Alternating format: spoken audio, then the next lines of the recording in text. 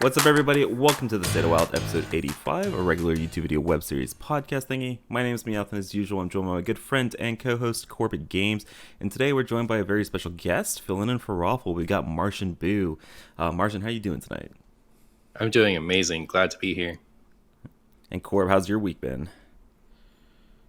It's been alright, I just get through it one day at a time. Once they dropped it on us that they're going to be announcing Hearthstone stuff for the 15th, like once that goal was in front of me, I feel like I can make it.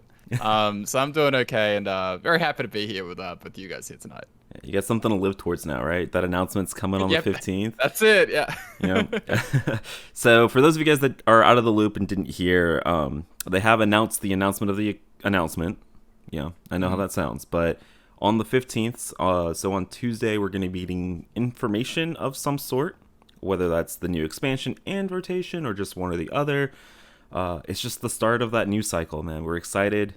Like we've talked about multiple times, this time of the year is like simultaneously the best and the worst for WoW players, because we got a whole bunch of stuff that's coming. We're super excited, and then we have to wait for it, and that's the worst part, because the waiting sucks. Yo, Martian, are you excited for all of this? Oh, I'm so excited. I think reverts are going to be pretty cool.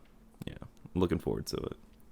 Yeah, if I could bust open my advent calendar and just eat all the chocolate, just see what all the nerfs are, I would totally do that. All right, so we'll be talking about all of that next week once we have all of the news. But for this week, we're going to be doing another little fun episode here. So inspired by the VS podcast, who kind of went through history of standard Hearthstone. I will say we had this idea a couple weeks ago. We should have pulled the trigger on it before the VS report did it. we did have this idea, but we're going to go through and we're going to do kind of our own version. We're going to be doing a history of Wild Hearthstone. So going through the eras of Wild, or the eras of Wild, however you may see it, and just kind of go down memory lane, have a little bit of a history lesson for those of you guys that might have been playing the entire 7 years, because I think it was actually yesterday. Did you guys know that Hearthstone is officially 8 years old now? I did not. I mean, I did some mental math when I was looking back, and I was writing notes for this show, and I kept on using the number, 2016. And I was like, oh, that's a long time ago. Yeah. Wild is almost 6 years old. Hearthstone's 8 years old. Really puts things into perspective, honestly, with how long we've been playing this game. All right, before we hop into everything, we have to do a little bit of a sellout here, take care of some housekeeping stuff. So first things first, if you guys enjoy the podcast, whether you guys are watching on YouTube, listening on Spotify, Apple Podcasts, or anything like that, make sure you guys like, comment, subscribe. It's a small thing, but it does actually support us a ton. And of course, you can always support us on Patreon by becoming a patron over on that, looking up the State of Wild. And of course, when you become a patron, you get a whole bunch of sweet perks when you come join the State of Wild Discord server. Anyone can join. It's a great place to come hang out with the community and talk all things Wild Hearthstone. Okay, so let's hop into this. I know we've kind of alluded to it, but let's go all the way back. March or February 2016. We get this blog that talks about the splitting of standard into an eternal format and a standard rotating format. And so therefore, we get the first era of Wild is in April 2016. And in April 2016, the only thing that was different in Wild compared to standard was that we had Nax and we had GVG. So basically, a lot of people treated the format as kind of standard 2.0, right? Because it was standard X plus Dr. Boom and standard X plus Lotheb, and that was kind of and piloted Shredder. Well, yeah, I was gonna say, I think the big thing that seemed to define that era was standard plus N'Zoth, and N'Zoth was a standard card, obviously, but it was that whole Naxxramas set that was basically propping up N'Zoth in Wild, where it was so splashable with things like Piloted Shredder and Sludge Belcher that it feels like every old report that I went back and read, it was just like people were just throwing N'Zoth in everything. There was like mid-range Shaman that had N'Zoth in it. People were just throwing it out there, and it was very interesting to go back and read, because you're talking about Wii. When we were experiencing Wild, this is well before my time. I know it's a little bit different for Martian, who might have been there a little bit earlier than I was. Wild wasn't super interesting to me back then. It was mostly just a place for me to farm priest wins because I was trying to get the golden portrait, and it was pretty bad in standard. So I had a Reno N'Zoth Cthulhu priest that I was playing at like a 40% win rate to farm wins there.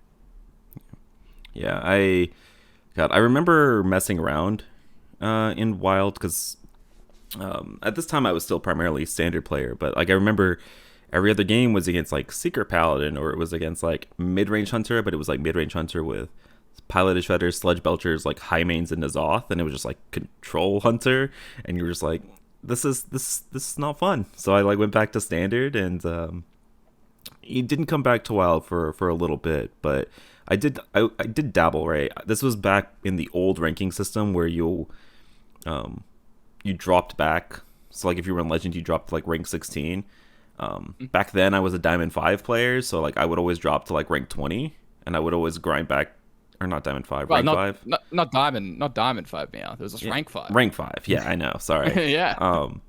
So like I was always like a rank 5 player. And this was even before like we even hit rank floors or anything like that. It's like I was not a very good player back then.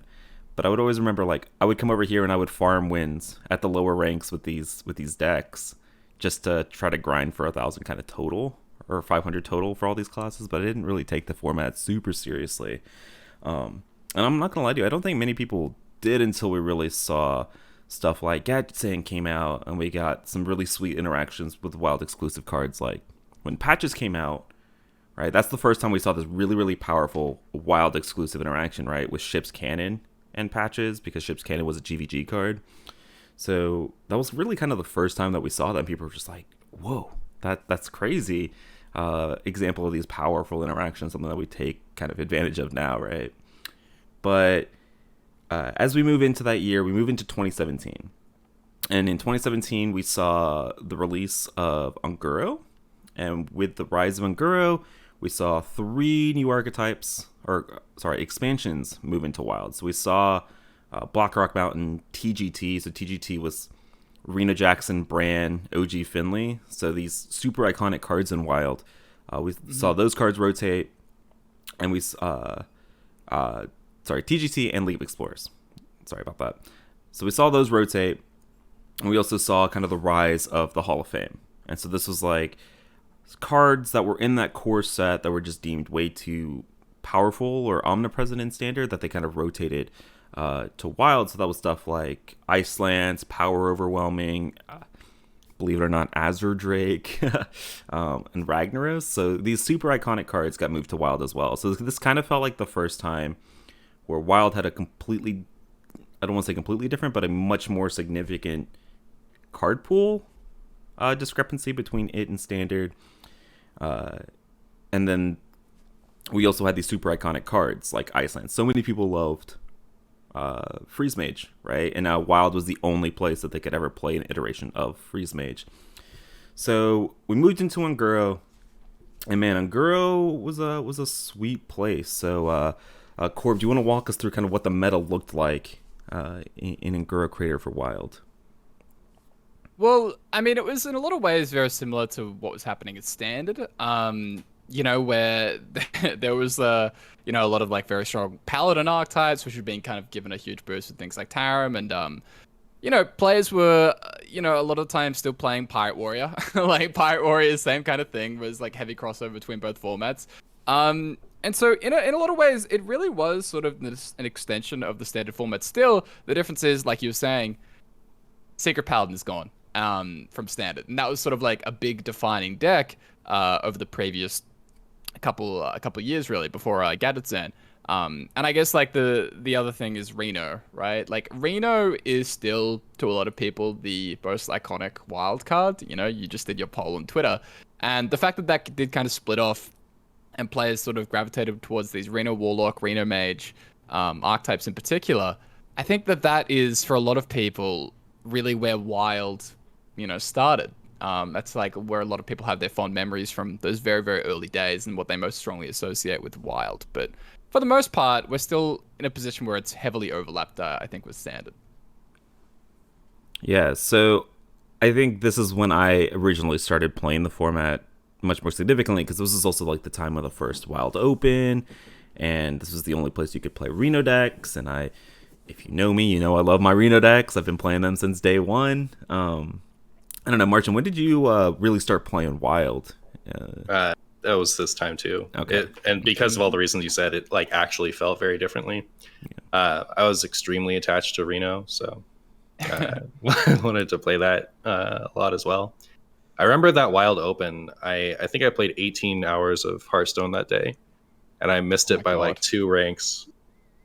It was awful, but I vowed never to try that hard again in one day. But Meowth, we'll get to your just missing. Yeah, this wasn't this year. Yeah. This was the first Wild Open. This was before. So I think this was when I was actually like still early in high school, or sorry, like early in college. So I like wasn't playing Hearthstone super seriously, or anything like that. I was hitting Legend at this point, but I was hitting Legend and I was memeing, right? I was hitting Legend and at the very bottom of Legend playing stuff like Malagos Warlock and a bunch of really bad decks. So this is before I got good at the game. Yeah. This is also when Roffle, I believe. This is when he's always talked about trying out WoW for the first time when he kind of swung over. So it sounds like a kind of the same thing as Martian there. There's also something else very interesting, or very, I guess noteworthy to bring up. This is when we get our first Wild VS report. Tempo Storm have been putting out content for probably a little bit less than a year now in Wild. It started out a report every few months, and then by the time Mongora comes around, Tempo Storm putting out content, like once a month, maybe every three weeks or so. But yeah, we get our first Wild VS report, and we really see the first sort of VS meta breaker, which was mid-range Paladin, a deck that they felt was like far and away showed that was the far and away the best deck that a lot of people weren't playing. And that that sort of opinion and stats argument and divide, that has gone on for a very long time in all aspects of Hearthstone, but that's kind of where things kicked off, at least for the Wild format. Yeah, I remember Dude Paladin. I remember people running. So this is basically Odd Paladin before Gen and Baku, and so you were running like Muster for Battle, and then you were running like Tarim as like your big finisher, Tarim and Quartermasters. I still remember. I don't know if you guys remember Bananaramic. This was like an OG WoW player, but he was like always championing Dude Paladin. Him and somebody named Tatum. We're really going down the rabbit hole now, but these two players that always champion this deck.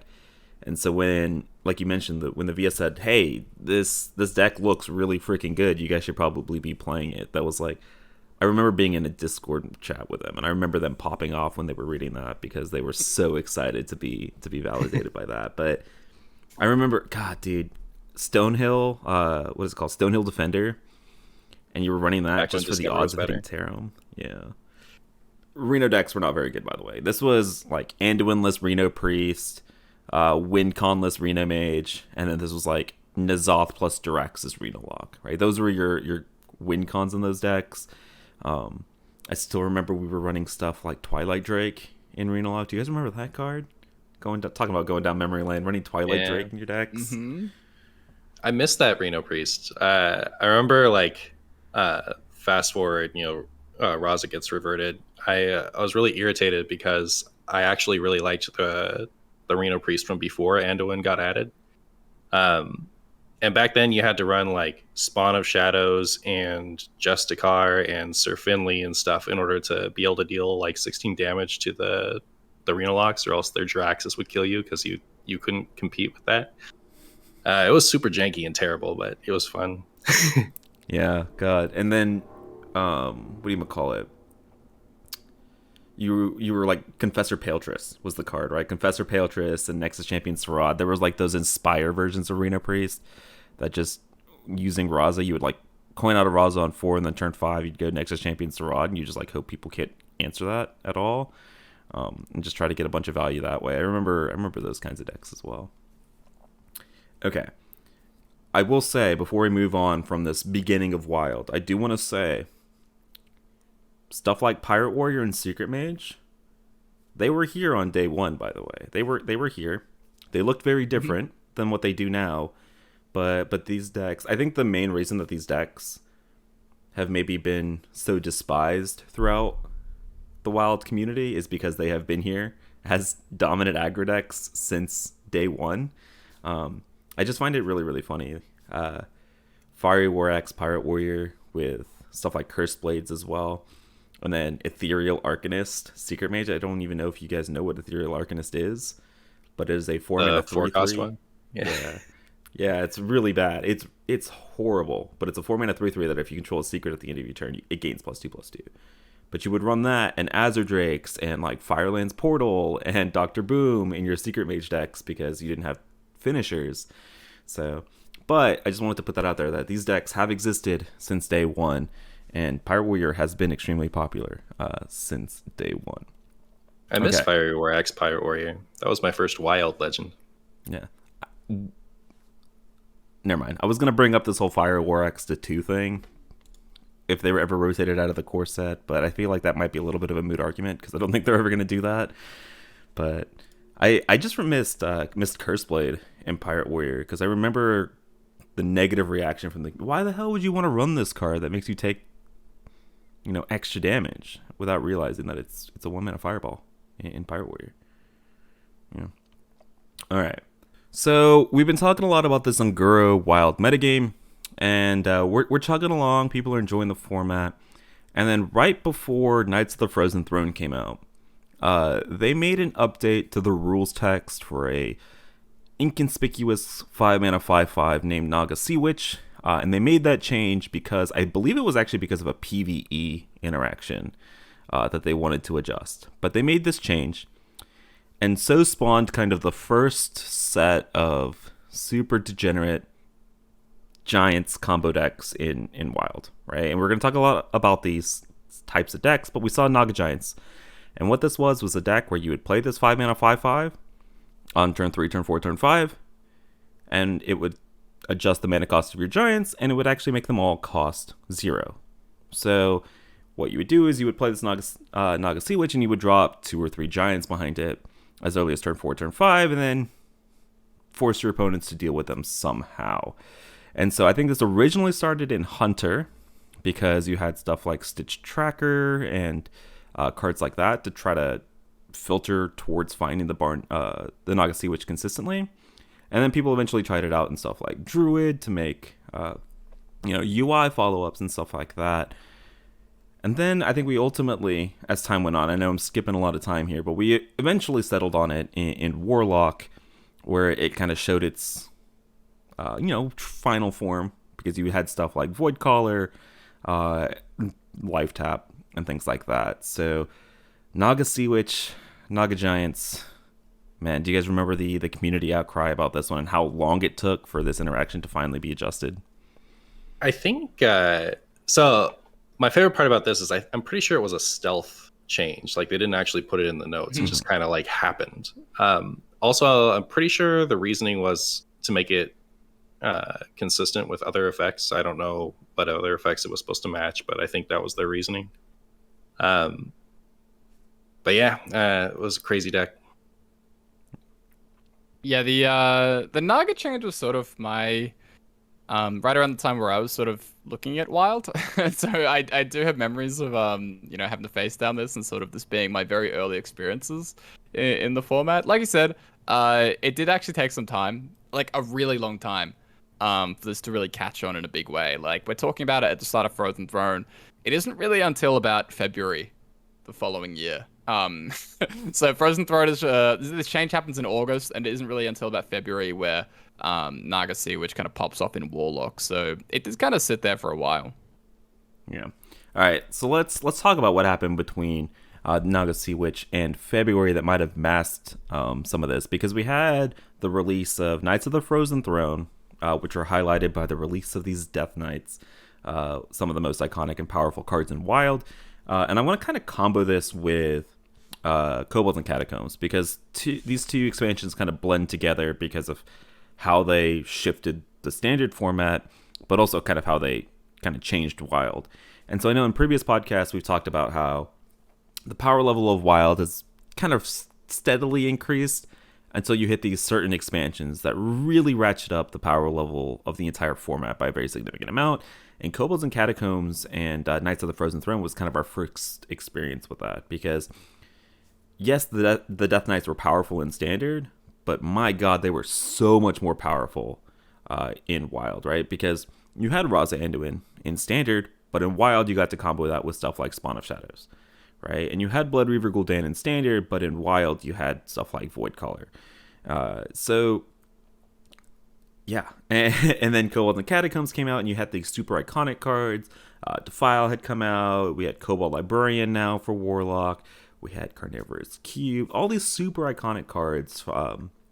And so just kind of talk about this. Like, we had Call to Arms come out for Paladin decks, right? And we all know about Call to Arms and Corridor Creeper in Paladin.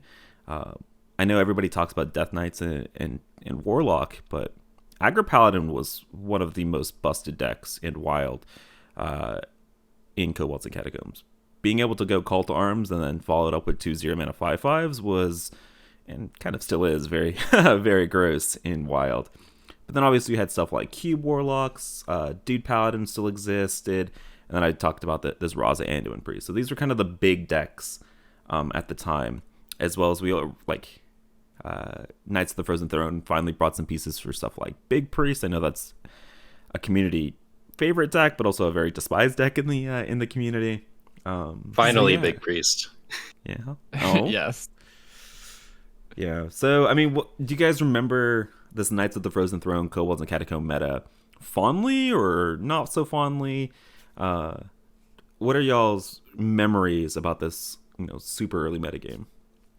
For me, this is the golden age of Wild. I liked every deck back then. This was back when I thought never nerf anything, only ever rotate it to Wild, because I'm attached to every card. I was having way too much fun back then. Did you have any strong feelings about Naga in particular, Martian, or was it just before it sort of reared its ugly head a little bit?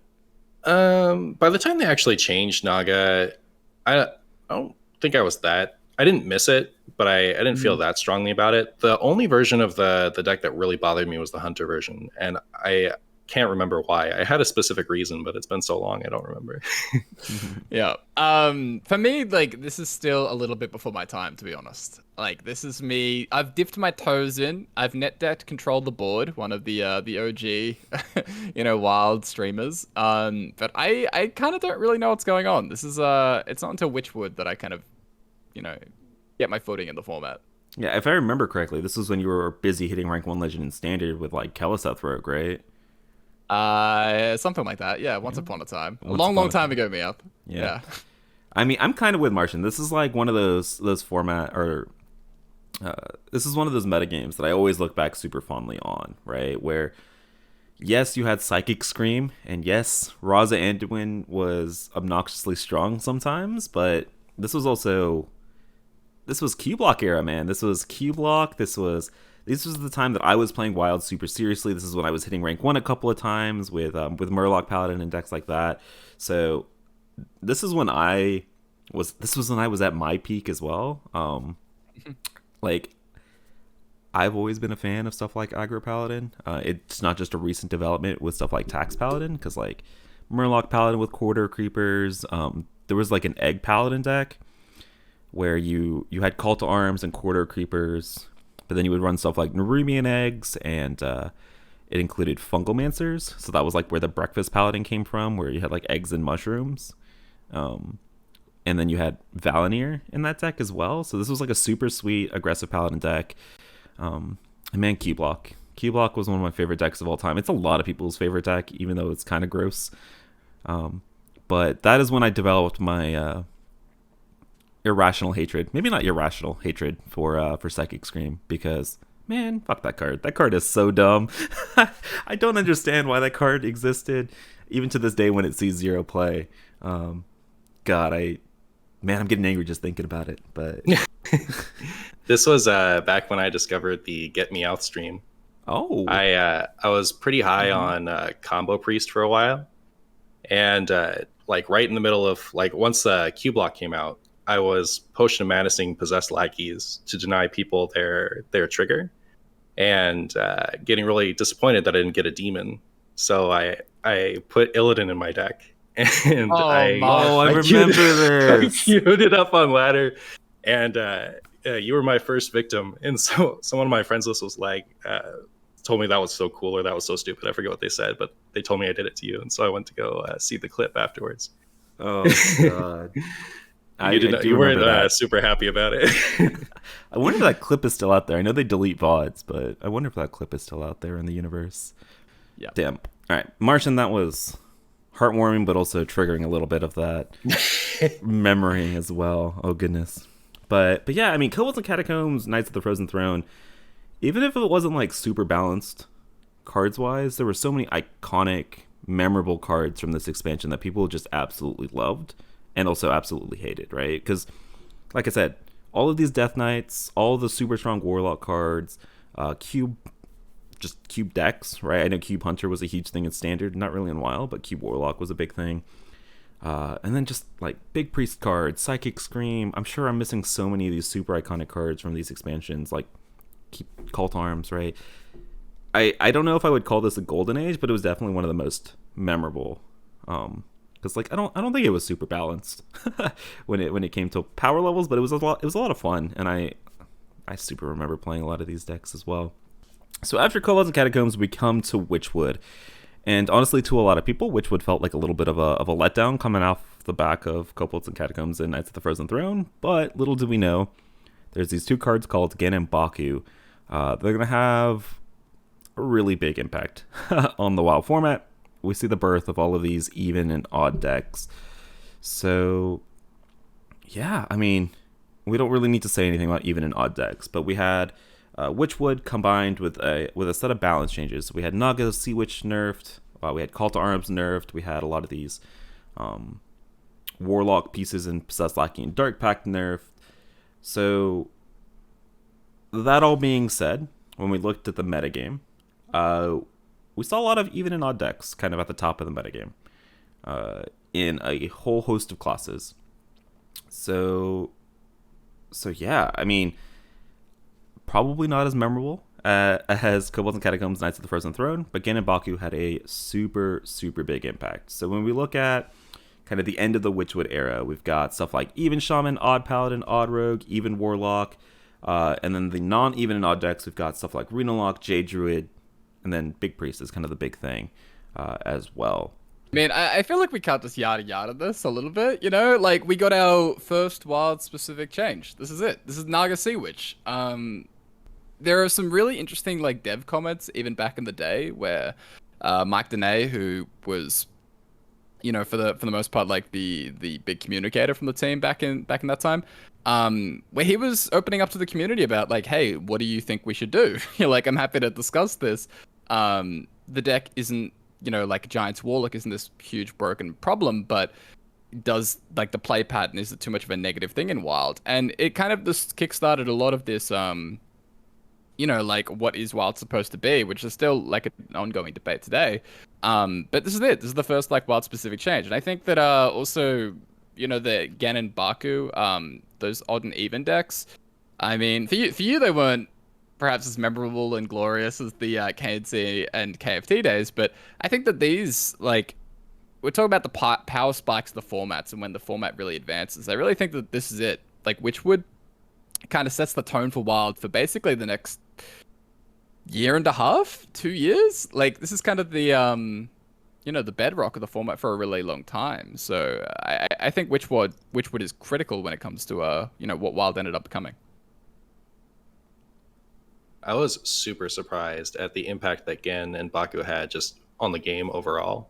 I remember those cards being teased and thinking, like, that's kind of cool, but you're not going to give up an entire, you know, half of the cards that you could play to play these, and I was super wrong. Yeah, I remember. They're so underrated. Yeah, very much. I remember when, because Dude Paladin was like one of the big decks still, right? It had persisted for a very long time, and I remember the question being posed of, like, why would you ever give up stuff like Knife Juggler and Minibot and Call to Arms and Tarum to play Odd Paladin? Like, why would you ever cut all of these really, really good cards just for this 2 mana get 2 dudes? Like, why? How would that ever be worth it? And God, were we wrong, right? Like the consistency of having dudes at all times that are always a threat was so much more impactful than we could have imagined. And ignore all these other things. I mean, Core brought up this really, really good point that I kind of looked over in the show notes here about Mike Donet's comment, right? Where this was brought up the question of, should we be nerfing things on pure power level, or should we be nerfing things on kind of the feel of the format? And I don't know 4 years later if we even have an answer to that. Like, I know we keep discussing it as a format, but I don't know if we have an answer to it. There's also some very funny quotes from Mike Donet talking about how certain reports and the feelings of the player base, how it wasn't necessarily aligned with how strong Giants Warlock was. It did very powerful things, but it wasn't actually that amazing. Like, it wasn't that strong. Which again is still like an ongoing thing whenever these types of problematic gameplay mechanics pop up. But yeah, this is a really interesting era, and it's obviously, for me, it's like my beginning in Wild, so I have a particular fondness for this era of Wild Hearthstone.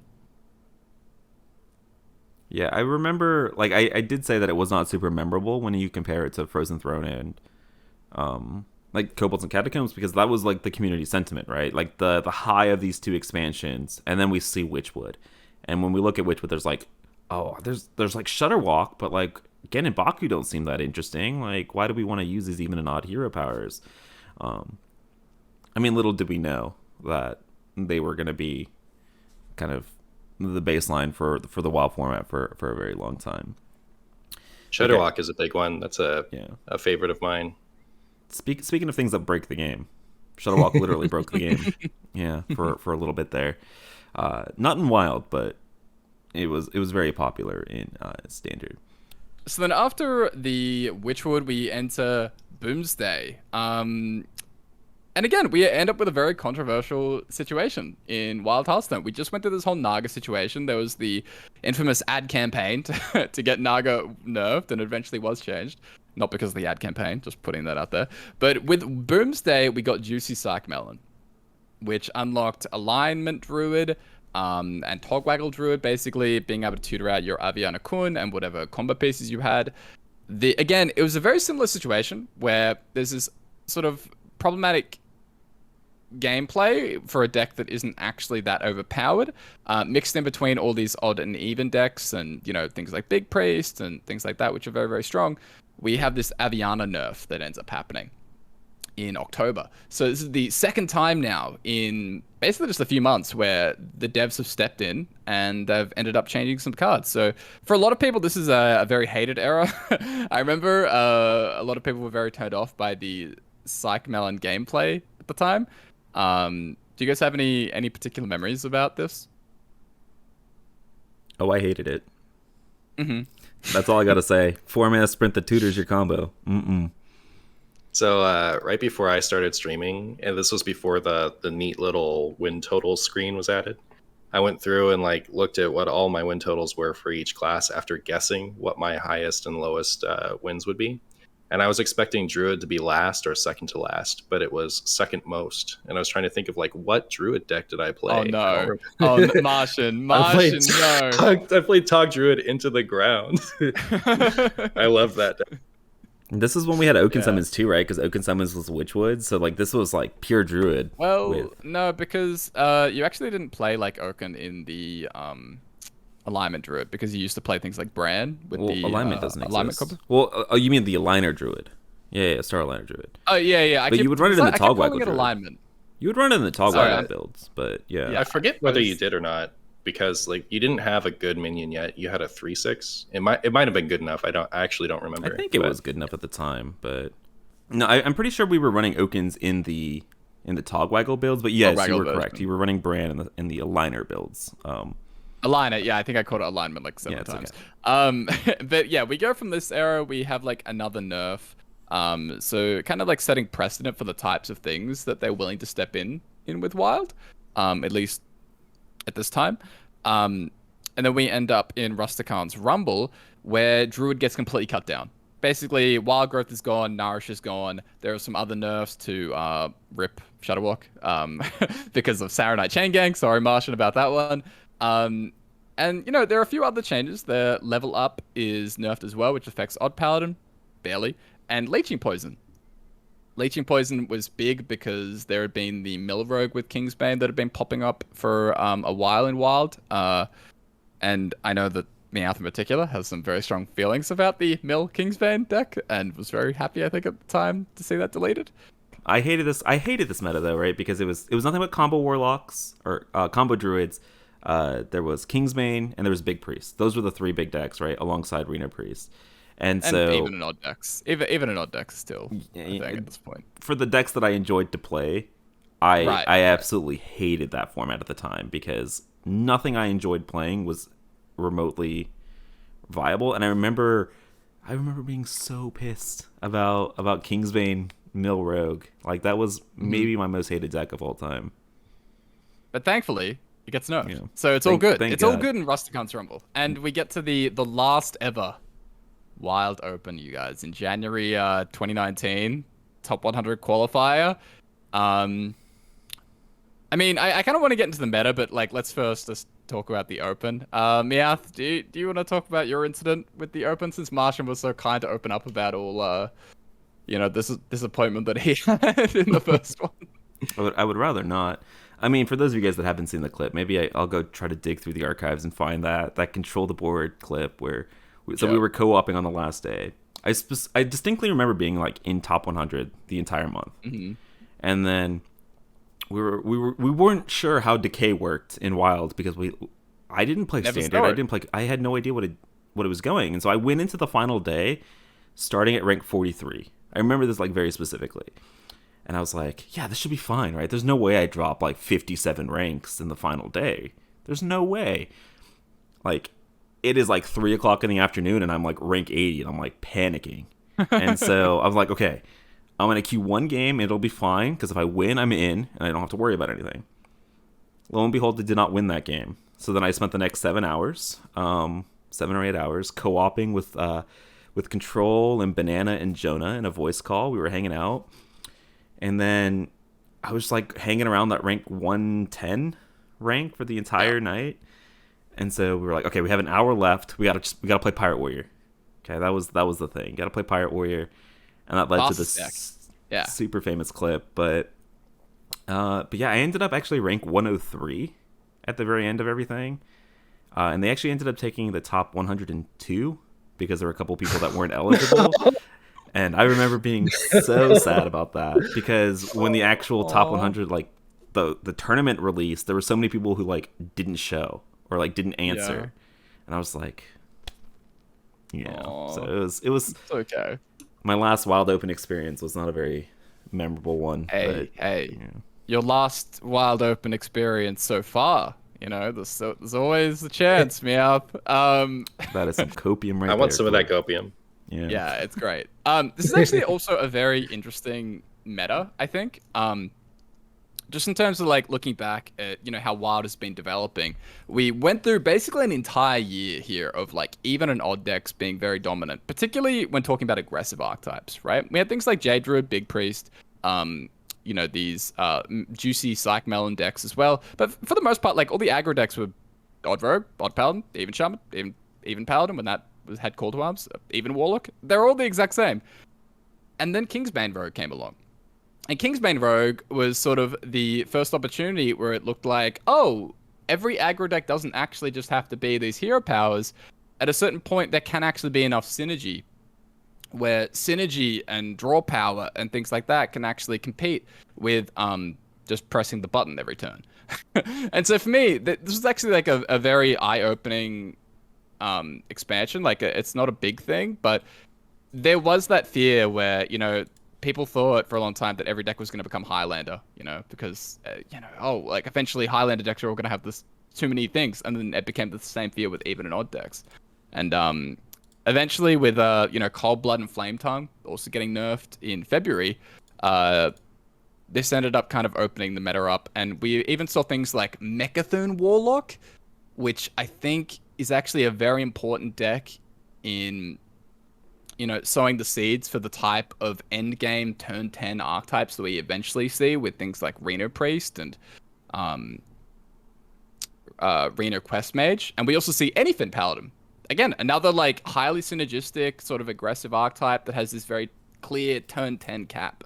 And so yeah, I just think Rustican's Rumble, as sort of dull as the expansion was, overall, I do think that this is sort of a hint to what was to come when it comes to Wild.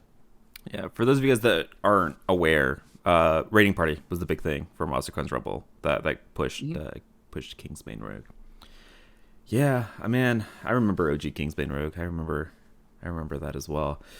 Okay, so let's move into the Year of the Dragon. So as we move into the Year of the Dragon, so this is the 3 expansion cycle that was related to the adventures of these OG League of Explorers, right? So we had, what was the first one? Rise of Shadows was the first big expansion here. And so in Rise of Shadows, we didn't really see a huge shakeup in the archetypes that were super popular, but we saw a lot of buffs to some existing archetypes that existed. So, for example, Big Priest got a bunch of tools with, at the time, Katrina Muerte, or whatever her name was, the 8-mana 6/8 that would, at the end of your turn, res a minion that had died. You had Mass Resurrect that had been printed. Going through a lot of these other tools, we had some Murloc synergy support was kind of the new big synergistic aggro archetype that had risen because it had seen, what was the 2/3? The Underbelly Angler, I believe. Underbelly Angler? Yeah. Underbelly Angler? Yeah. The one that gave you the Murloc every time you played a new Murloc. So those were kind of the new decks on the block alongside kind of your traditional even odd decks with Odd Paladin, Odd Rogue, Even Shaman. Well, there is one thing that we need to mention, Biaf. Ooh, what are we talking about? Snip Snap.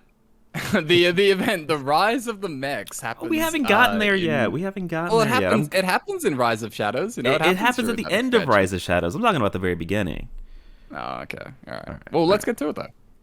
All right. So, as we move into the expansion, everything's looking pretty samey. And then we have this brand new event that takes place. So this is, I think, the first event of its type that we had seen in Hearthstone, where we saw an event called the Rise of the Mechs. And so everybody got access to this golden legendary called Snip Snap. And so Snip Snap Warlock, actually, we should mention here, when they released Snip Snap, they made a preemptive change to a priest card. I don't know if you guys know what this card is. Reckless Experimenter. It was a 5-mana 4/6. Your death rattles cost 3 less, I believe, but they die at the end of the turn. And so they made a preemptive change to Reckless Experimenter to prevent abuse of Snip Snap Warlock. And this is important because we see the rise of Snip Snap Warlock. And so we have the early iterations. So for those of you guys that weren't around here, this was a Mech Warper Summoning Portal style deck where you would make your Snip Snap always cost 0, and then your aim is to play as many Snip Snaps as you possibly can. Okay, and since Snip Snap has Magnetic, if you already had a mech on the board, that meant you could OTK your opponent as early as turn 4 or turn 5, and then if you couldn't, you're building a big-ass, really big board of like 70 health minions on turn 4 or turn 5 that your opponent then has to deal with, right? So the next rise of combo Warlock decks, right? We had Giants Warlock, but this is maybe the first of its kind that we had seen. Do you guys remember Snip Snap Warlock? God, I do. I do remember. Unfortunately, it was right around the time I started streaming. It was my first YouTube video. It was about Snip Snap Warlock. Yeah, it was interesting where they didn't actually catch this change until they posted Snip Snap, and then Twitter got a hold of it, and Twitter were like, guys.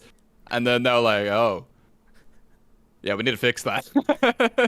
We need to fix that right now. But I'm sure it'll be fine in Wild, right? Like, we're aware of Mech Warper, but it'll be okay. And it did look okay for a long time. You know, it took a while for Wild to sort of figure out what to do with Snip Snap. And the combo, originally it was played with, like, I played some janky Togwaggle Azalina build. But towards the back end of the expansion, we eventually saw this, like, very, very hot, heavy cycle version. That looked like it was potentially tier 1. And then as we move into the next expansion, Saviors, when Plague of Flames is released, that's when Snip Snap kind of went to another level. But before we get to that, Barnes got nerfed. Another wild nerf. Oh my goodness, it happens. August 26, 2019. Rip Barnes. Put it in the funeral planner, I guess. Barnes is gone. Just after the release of Saviors. And that's the third time, basically. So, at the time of the Naga change, cards like Voidcaller, Barnes, Call to Arms, and Naga were sort of like the main things that people were calling for. Just because of this whole creation of non-games. And ultimately the dev says, look, we're okay with the Wild having high power level in general, but Barnes is too strong in the early turns. Anyway, let's talk about Snip Snap. And the 10-5 OTK that happened in, Saviors of Oldham. Yeah, so that Reckless Experimenter change that we mentioned, that was a card that was in Standard. That is why they made that change preemptively prior to the release of Snip Snap Warlock. But then, yeah... Snip Snap Warlock and Wild. It's up there for one of the best decks that the format has ever seen.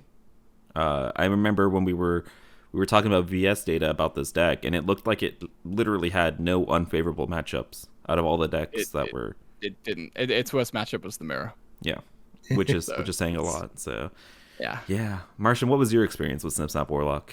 Hopefully not memorable. Snip Snap was like the one deck to tear me off of Quest Mage. Basically, Year of the Dragon was Year of the Quest Mage for me personally. But I did enjoy... I was... full disclosure, I was less invested this year. Genebaku kind of like tore away some of my enthusiasm the year prior. But I still mostly got to Legend just with Quest Mage, and I thought Snip Snap was really cool at the time. I played a lot of that. Yeah, it's one of my favorite decks ever to play. I think it deserved to be gutted, and it was horrible for the format, but I loved it. And something else that I will just mention about Saviors, because we shouldn't gloss over it too much. Saviors was Secret Mage for a lot of people. A lot of people never experienced Snip Snap Warlock. Snip Snap was one of those decks that was just much more popular at higher ranks, but for the majority of players, in the same way that Pirate Warrior is still like the big issue and has been for a long time today, Secret Mage was incredibly dominant at the time, and in almost every other meta, it would have been like the clear power outlier. It's just Snip Snap is one of the greatest of all time, basically. And again, it kind of just harvers back to this idea of enough synergy, being able to push these aggressive decks past the Gen and Baku stuff. We saw it with Kingsbane, and now Secret Mage is really has a grasp on the format, but the release of Flak Mage and Flame Ward and a lot of these other support pieces that were very, very, very powerful. Yeah. So, we can kind of gloss over Saviors of Oldham a little bit quickly, because the big highlight here was not only the Secret Mage support, but we also got Highlander support for 4 classes. We had Elise and Druid, we had Danatamber Bran for Hunter, the new Finley in Paladin, and then obviously Reno the Relicologist in Mage. It didn't matter. Exactly. It didn't do anything because Snip Snap Warlock. Yeah. It eventually mattered, but it didn't matter at the time. Yeah, exactly. That's what we're going to gloss over. We missed the big one, by the way. Zephrys. Zephrys, yes. Yeah. The big one. I forgot about that card. I was so stoked for Zephrys when it came out because I love Highlander, and now I hate it. It's my least favorite. I think I'm honestly Highlander, the same. Yeah. So, like we said, though, those 4 cards didn't really matter. Zeph gave you a semblance of hope against Snip Snap Warlock because you could be like, I'm going to mass dispel your board, which didn't matter. But yeah, so we didn't really see the impact of Saviors of Doom until the very end of Saviors of Doom, where we saw, right before the new expansion came out, we saw the Echo mechanic as a whole get changed, where the cards that got added to your hand could not cost less than 1. Right, so even if you comboed it with stuff like Mech Warper or Summoning Portal, that Snip Snap could not cost less than 1 mana, which absolutely gutted the deck, right? And so you were not able to play Snip Snap Warlock anymore in the format, which was hallelujah for a lot of people, myself included, which is just in time for the hype of a brand new expansion in Descent of Dragons. And so the big thing from Descent of Dragons was the Galakron mechanic, right? This was the big thing for this expansion. So you got Galakrons for 5 classes, right? Everything that was not Mage, Hunter, Paladin, or Mage. And so all of them were kind of okay in Wild except for the Shaman Galakron. But the Shaman Galakron got quickly nerfed because it was absolutely busted in Standard. And so we got 2 big waves of nerfs to the Shaman Galakron, which meant we never really got to play with it in Wild, unfortunately. But what that resulted in... What do you say? Until later. Until we'll get to that. Come on, you're jumping ahead, Martian. So what that meant was that the format continued to be kind of a 2-class format when it came to Descent of Dragons, where you had the Mage archetype. So Martian alluded to this. You had Quest Mage and Reno Quest Mage. So this was Time Warp Mage, with, I believe Vargoth was out at this point as well. Yes. Yeah. So you get to take 2 extra turns, which was so many back in the day, because you comboed it with Giants, or in the Reno decks, I remember you would combo with like Dragon Queen Alexstrasza. You'd do 1 billion damage. You'd win the game when you took 2 extra turns. And then you also had Seeker Mage. So that was like, there was 25% Mage at kind of all ranks. Those were those decks. And then you had Warlock. And in Warlock, you had 3 different Warlock decks. You had the Cube Warlock decks that remained super popular. You still had Mecha'thun Warlock at this time, kind of making a comeback. So this was with, I believe, still 2 mana Blood Bloom, allowing you to combo it with like Kael'thas and things like that, potentially. No, there was no Kael'thas here. This was just Emperor Thaurissan with Mecha'thun and Blood Bloom Cataclysm, right? And then the last Warlock deck this was actually rising in popularity was Darkest Hour Warlock. Everybody's favorite deck. I know if Roffle was here, he would complain about how that might have been his most hated deck of all time. But this deck used 2 mana Blood Bloom and 6 mana Darkest Hour, which said sack all your minions on board, replace them with minions from your deck. So you'd play some token generators, you'd Blood Bloom out a Darkest Hour, and you'd end up with like 50-50 worth of stats on turn 4 or turn 5. Stop me if you've heard this before. So yeah, so that was kind of the Year of the Dragon. Obviously dominated by Snip Snap Warlock, but do you guys have any other kind of big memories from this year outside of... I still remember Zeph and being excited for Zeph at the time, but Snip Snap Warlock kind of sapped all my excitement from this year of Hearthstone. This was actually the version of Quest Mage that I liked the least. Like, when it started getting really efficient and consistent, I stopped liking it as much and started kind of hating it, but... other than that, yeah, that's a common pattern, you know. You have your fun off meta jank deck, but then it becomes not off meta jank, and you know, it's not nearly as fun anymore, is it? Yeah, this was a tough year. Like, I'll be honest, this is a tough one. I think, especially the back half, dealing with the Snip Snap and Secret Mage meta for so long was very, very draining. We had the beautiful moment when the top 200 Asia Wild leaderboard only had 173 players on it. That was incredible. And you know, even in the back half there with Descent of Dragons, I despised Darkest Hour. I despised Reno Quest Mage with the Vargoth interaction. I really, really hated that. And so it was just kind of like a really tough stretch. But at the same time, I was getting into streaming, and so I kind of have some fondness for it, just for that reason.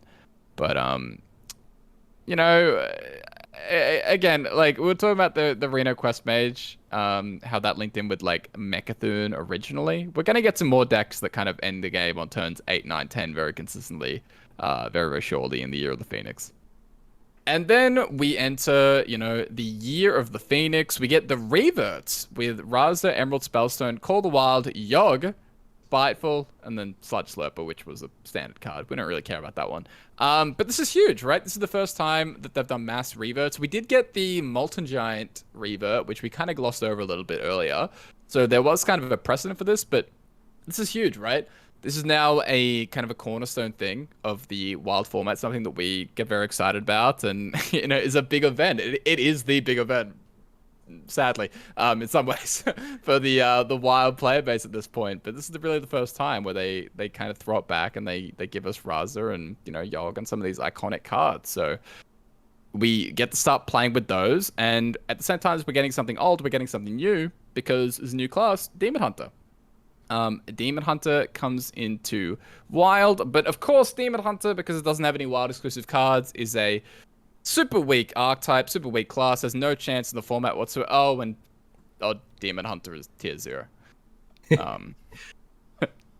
So, once Demon Hunter gets nerfed in the first 48 hours, it kind of goes back to just being a regular old tier 1 deck, which we love.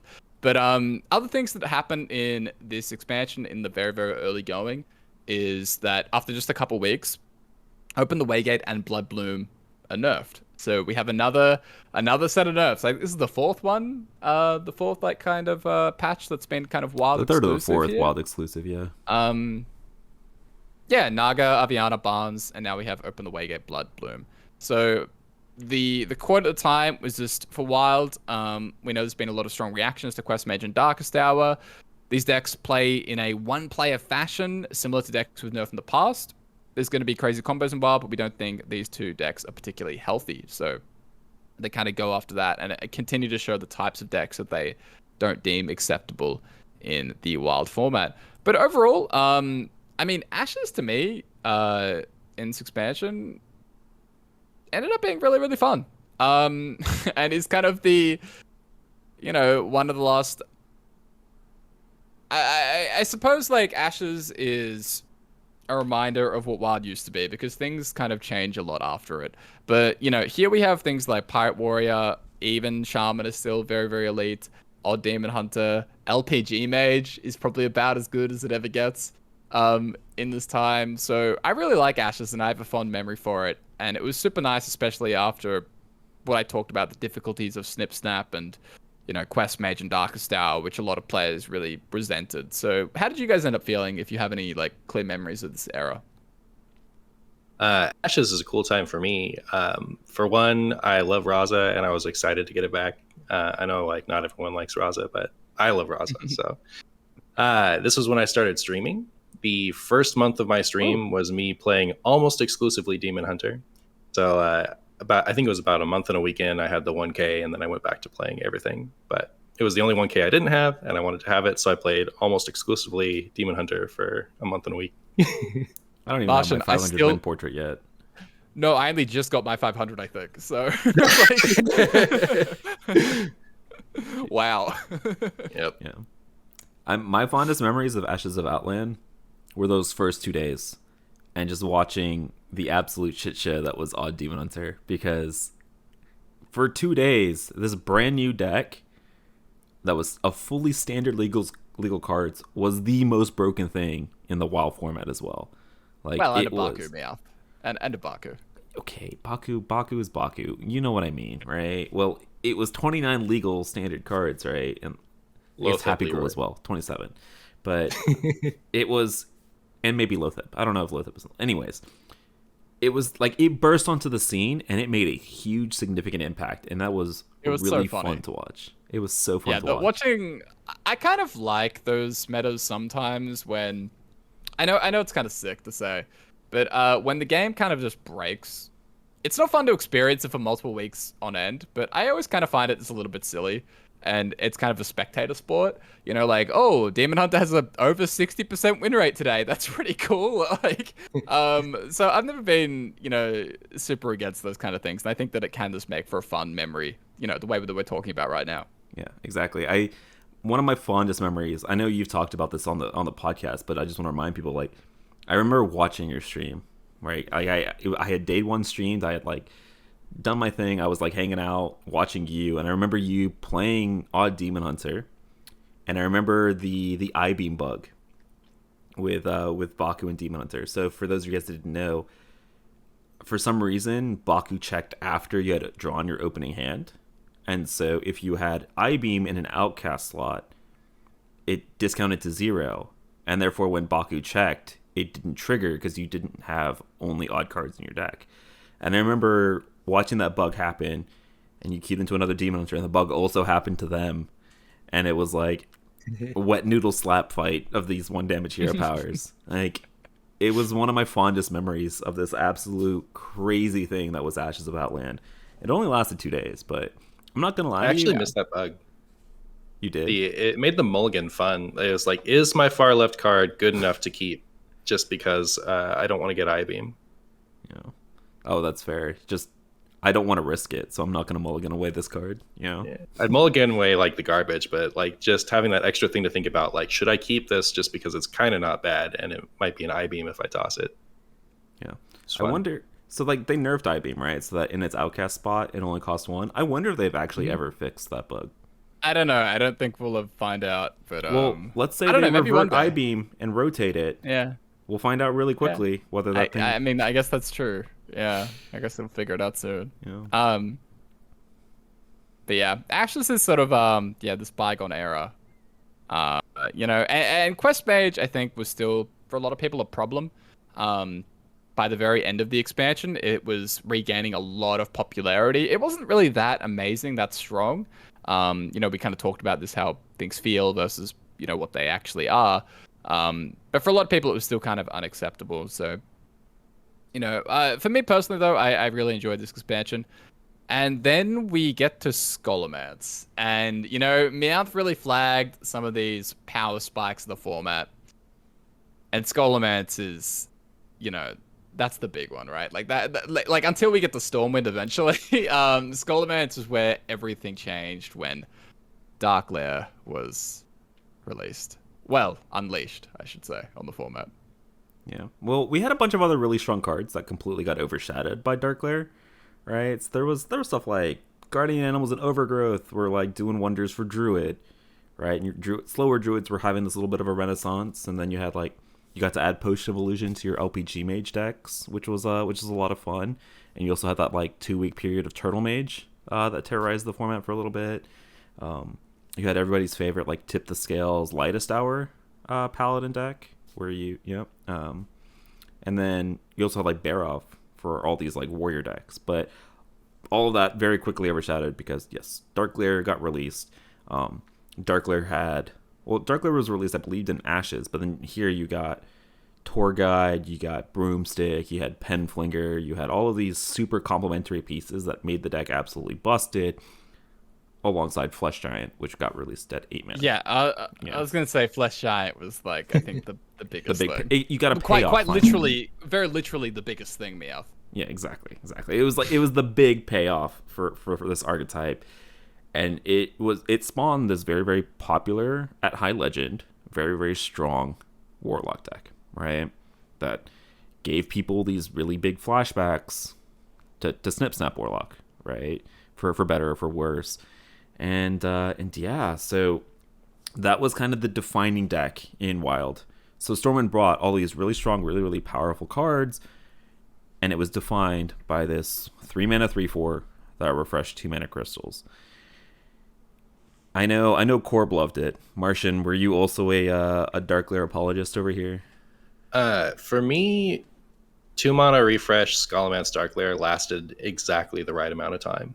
I had the month to kind of play around with it. I had my first top 10 finish. It was Dark Lair mirrors day in, day out.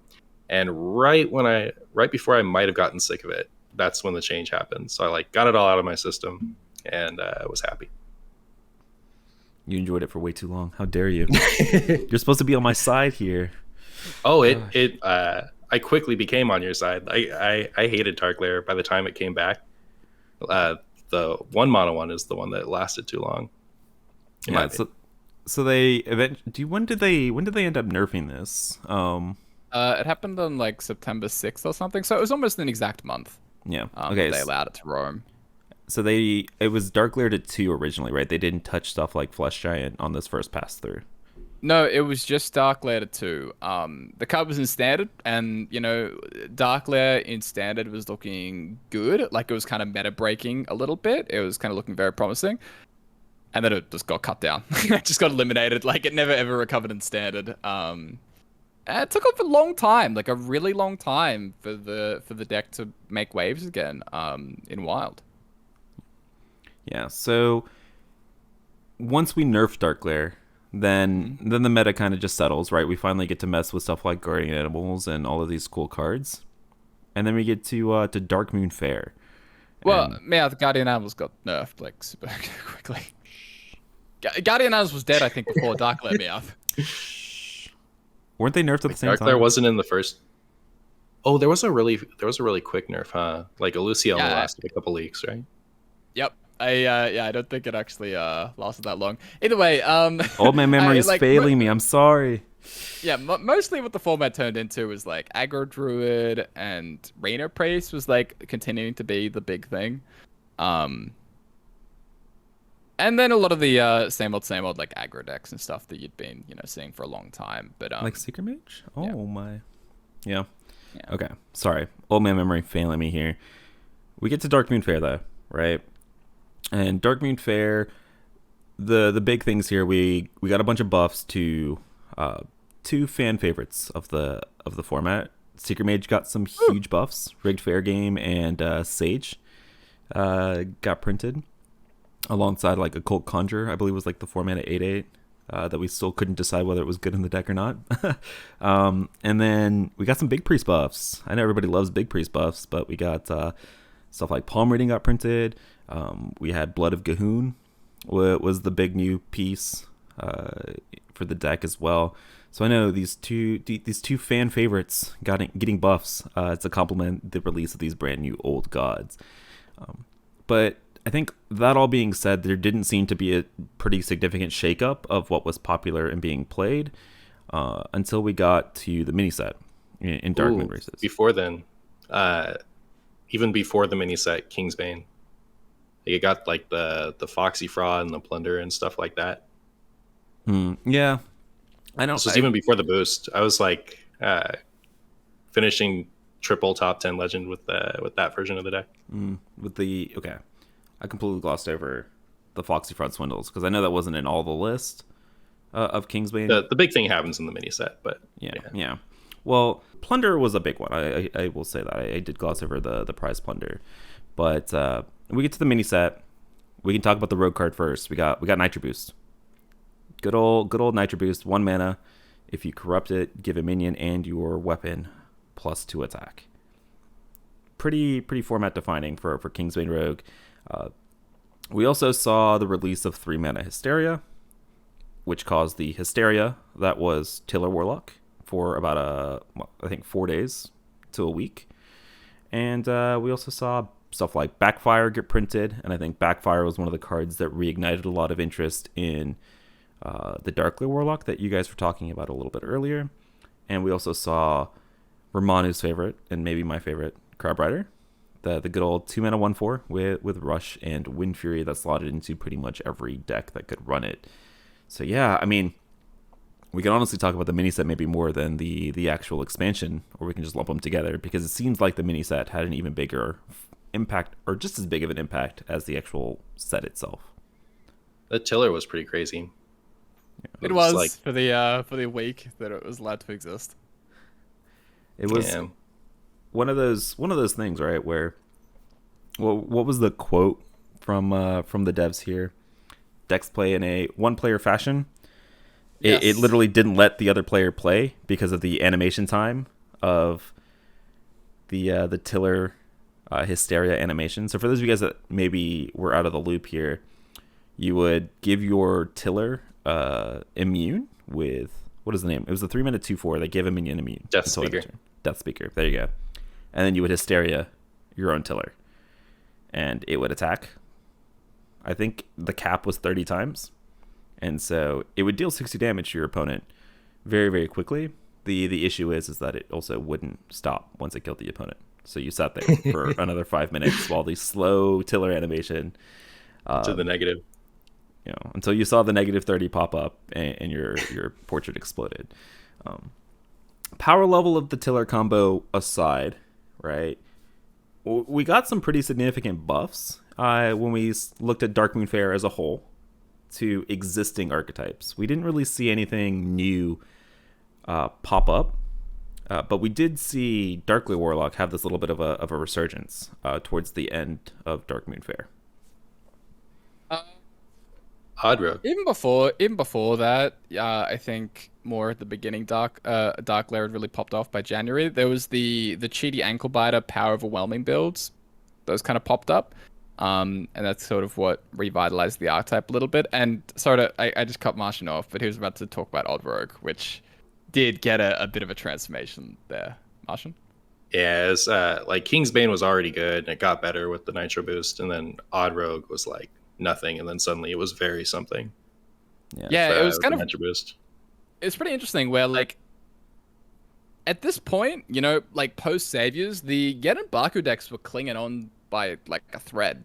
It was really just like Odd Paladin hanging on for dear life as sort of like the one real Gen Baku deck, and then all of a sudden Odd Rogue got just like flooded with support very, very quickly. And came back with vengeance right until, Nitro was taken away from it. RIP. Yeah, so Oddrogue had what? Volpira came out, Nitro Boost, Plunder, Cutting Class. Cutting Class. Yeah. Tour Guide was out in Skolo as well. Secret Passage. And so, Mhm. yeah. So we had... It got the even luck treatment where it got like 8 to 10 new cards. It got a deck. Yeah, it got a brand new... It got a facelift here in Dark Moon Fair. Until Nitro Boost got nerfed, and then we were a little bit sad. All right, so wrapping up Dark Moon Fair, we move into the current year here. At the very beginning of the year, before we talk about Forge of the Barons, we had quite literally the largest set of reverts we have ever seen, because we also had this huge revamp of the core set. So talking about these reverts, some of the really notable ones, we had Flare, Hunter's Mark, Starving Buzzard, Dynatamer Brand. So Hunter kind of got this huge influx of new cards. We talk about Mage. We had Dragoncaster come down to 6, was kind of the big notable one, alongside Conjurer's Calling. I don't really consider the Mana Worm a rework because it's not 1 mana, 1/3 Mana Worm. Paladin, with the big one, Cult Arms, right? Cult Arms back to 4 mana, much to Roffle's pain. I gotta flame Roffle while we can because he's not here on the show to defend himself. Priest got Power Word Shield back. From it used to be like 0 mana, add 2 health as part of a previous Priest rework that we hadn't really talked about. The priest rework. Yeah, exactly. And then we talk about Rogue. So I'm gonna get to the big one last here, but we had Edwin come back to 3 mana. We had a partial Blade Flurry rework, so it went back to 2 mana, but no longer damages the opponent's hero. And then the big one, we got a Quest Rogue reversion back to the OG Caverns Below, where you play 4 minions, your Quest Word gives you 5/5s for the rest of the game. We saw a Shaman rework. The big one here, alongside all the Galakron Shaman reverts, was Flame Tongue Totem coming back to 2, and then poor old Spirit of Air Totem, Spell Damage Totem, getting deleted from the game, unfortunately. And then kind of a lot of neutral reverts as well that were pretty impactful, right? Juggler, Gnome, Undertaker, Albatross coming back to 3, Serenade Chaingang, a big one for the Shutterwalk Shaman fanatics out there. So those were kind of the really big reworks, or reverts, rather. And so this was a really exciting time. People were excited coming into Barons. And then when we get to Barons, the first brand new deck on the block is this APM Mage that the one and only Corbettgames had been popularizing prior to Barons. And then in Barons, I think we got... What was the big card here? We got Springwater Meow. Yeah, it was Springwater, and it was Flow released at this point too, or was Flow already out? Nah, Flow already existed. Flow already existed. Okay, so it was just Springwater, because I know Biscuit came out in Stormwind. So Biscuit was already out as well. So this was... Biscuit was like Scholomance? No, it was Darkmoon Fair. Darkmoon Fair. So yeah, it was the mini. I think it was the mini set. Yeah, I think. Yeah. So Springwater was kind of the cherry on top, right? That made this deck kind of its final form. Flame Waker, Pew Pew Mage. I mean, Corb, do you want to talk a little bit about /defend your APM Mage here? I don't need to defend it. I know what it did. I mean, this deck APM Mage was an extension of Quest Mage, basically. In terms of using the Sorcerer's Apprentice and a very similar OTK, but it was probably faster than anything else that we'd have ever really seen in Wild. Where this was a deck that really tried to try and OTK you on turn 4. Like, that was the goal here. And it was pretty consistent in doing that.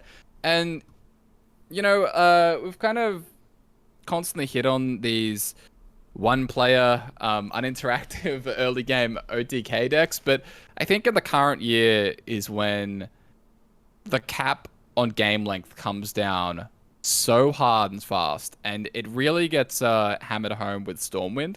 But I think APM Mage is this sort of the first deck that this speaks to how fast this format has become and will really just continue to be. There are kind of some sprinkles here and there as well, with even something like Caverns Rogue getting reverted, which eventually becomes this type of deck and this pushes in this type of archetype. But that's really where we're at right now. That said, APM Mage was the big bad of the format, but it wasn't like the best because we had Tax Paladin. That was the big thing that initially was around, and eventually, Hand Buff Paladin. That was also one of the best decks we've ever seen in this format before that eventually got cut down prior to the mini set of what's it called? The Wailing Caverns, is that right? Caverns, yeah.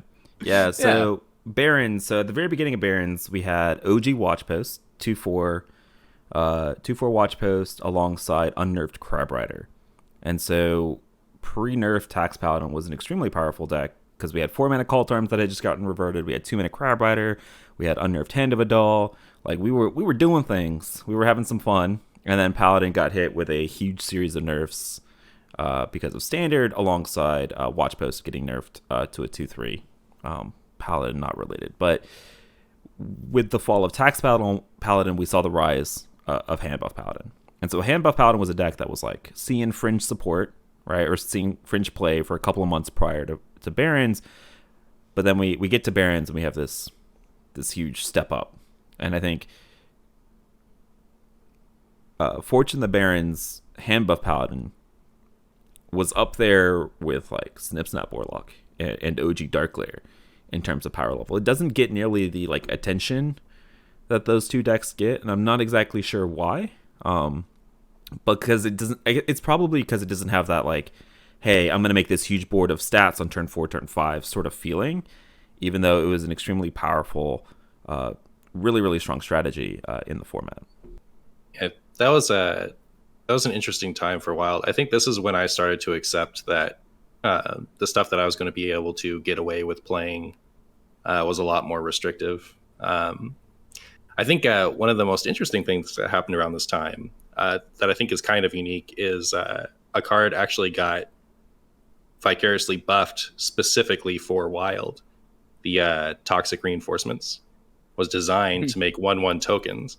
And just because they want to match things, when the Leper Gnome got reverted, Toxic Reinforcements, which had never made 2/1s before, actually got a buff to create 2/1 tokens. Which will be extremely relevant once we get to our next expansion. Very, very relevant. Yeah, I would say what Martian said really just resonated with me. The accepting of what Wild is, I think, and what you're kind of quote unquote being allowed to play. Previously I'd made, like videos talking about how I really felt Wild should have a much more active balancing, but I think I slowly began to piece together how difficult that would be and how exactly a hands-off approach makes a lot more sense than I was giving it credit. I still think personally I'd be a little bit more hands-on with balancing if I had my own just way, but it's sort of coalesced. I think even when we did the Excite interview, in this expansion, we got to really talk to him and dig into his thoughts on the Wild format. And yeah, I think the seeds were planted here about what Wild was going to allow me to do in the future. And then again, by the time we get to Stormwind, things get hammered home very brutally. Yeah. We keep alluding to the Stormwind incident, but before we get there, we have to touch on the Wailing Caverns, because the Wailing Caverns brought about some really, really crucial cards for the Wild format, but also kind of spawned what some people are calling maybe like one of the best metas in recent history. So when we saw Wailing Caverns, the big release was Primal Degenerate. That was the big one that everybody was talking about. This was finally Shaman has Contra. When you said it gave some cards to Wild, I thought you were talking about every Shaman card. Suddenly that was unlocked. Yeah. Right? Shaman became a playable class in the format again, right? It notably, like, Primal Degenerate was like the highlight card, because this was like the first time that Shaman had good, consistent target card draw, right? And what this did, this alongside the Serenite Chain Gang Reaver, like, this brought back Shaman in a big way to the format. these slower Shutterwalk archetypes that people absolutely adored playing. And I think the best thing here is it gave you a way to reliably target and tutor your ice fishing, which tutored your insanely busted, broken board clear combo. That being said, at that time, because we didn't have any other really, really powerful shaman cards that we're going to get to in a little bit here, it was okay, because this is the first time that Shutterwalk had been like a viable archetype, I feel like, in the format. And I was enjoying it. I know a lot of people always, like I mentioned, people always talk about like Baron's mini set meta was sweet because we had Mutanus, we had these like slower archetypes that had come back very, very quickly into the format as a way to answer these shaman decks. And so, yeah, it was, I don't know if you guys have that same feeling about the mini set meta there. I loved shaman.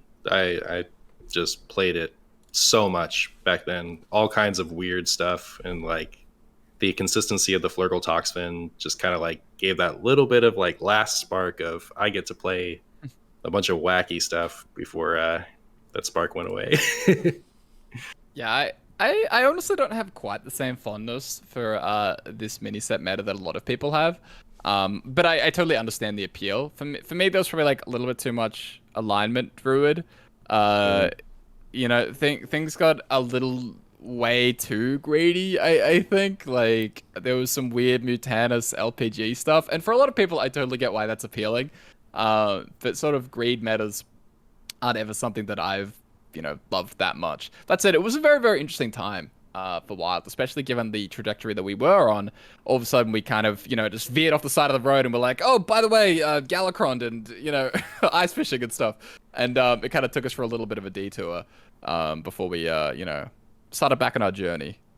We skipped over something. Did we? It was darkest before the dawn, like right at the Wailing Caverns, Stealer of Souls. Oh, yes, the yeah, Stealer of Souls. Yeah, it's easy to forget because it did only last about 2 weeks. But I mean, we have to talk about it though, because this was the first banned card in Wild history, right? So Stealer of Souls, I believe it was from the mini set, right? It released in the mini set. It was a 4-mana 2/6. Cards that you draw cost health instead of mana, right? And so this spawned, believe it or not, yet another broken combo Warlock deck where you would... It becomes a running joke at this point, though, right? Like, the expansion comes out, broken combo Warlock deck. Like, what is it this time? Yeah, exactly. So the goal of this deck, power at Stealer Souls, use something that makes you immune, like a Violet Illusionist, and you power out your entire deck alongside Plot Twist and Backfires. Usually ending in a Mechathin combo if you have enough time. Otherwise, some people, if you have Boomer APM like me, played it like a Darkest Hour Warlock where you would play Stealer of Souls and you would end up with like 50-50 worth of stats on turn 3 or turn 4 because you're Boomer and you can't get through your entire deck. It lasted a week, and we saw a ban, right? This was so significant for the Wild format here. Our first ever ban because of Stealer of Souls, because they didn't want to nerf the card because they wanted it to potentially have an impact in the standard metagame.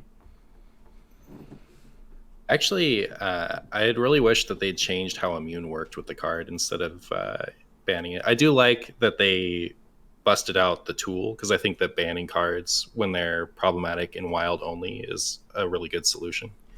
But I think that they could have just changed how immune works. Like maybe so that you can't actually cast the card if you can't pay the health. Yeah, they never do that though, right? They never... I don't think they've ever like hard changed a rule outside of Echo. Like we went through this whole thing. They've never really changed a game mechanic outside of Echo. They'd never banned anything either. That's fair. Very true, Martian. Very true.